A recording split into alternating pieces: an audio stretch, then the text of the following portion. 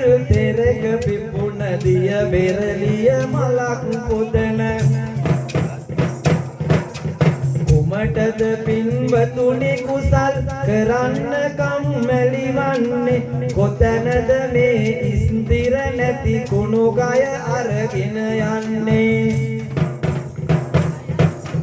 දුන්නොත් දානේ ලැබේවි මෙය බුදු දහමෙන් පෙනේවි සමහර අය දන් දෙන්නට ලෝභ මසුරුකම් සිතාවේ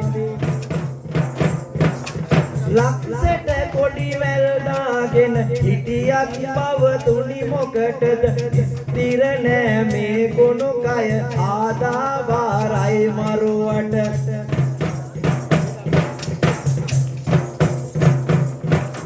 තමන් නිවතදන දඩු ගති පරපුර නම් බුව රකින්න සමාදානෙ සදාචාරෙ ඔබ ඉත යට සතු මැවෙන්න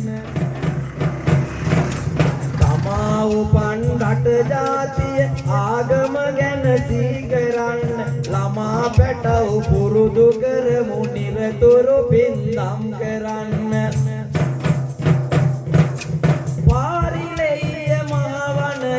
බුදු හිමියන් වැඩ විසිය දේවදත්තටත් සැලකුවේ රාහුල කුමරුට වගේ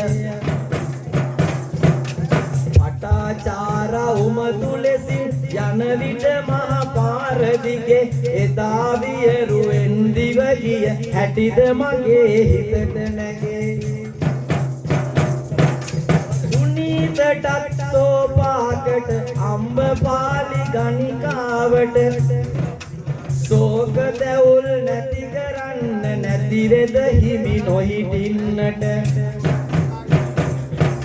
සක්විති රජකම දැම්මේ බිම හෙළු කෙළු විඩක් විලස ගඳ කෙලියක් කරමි මගේ හදවත බුදු රජුනි ඔබට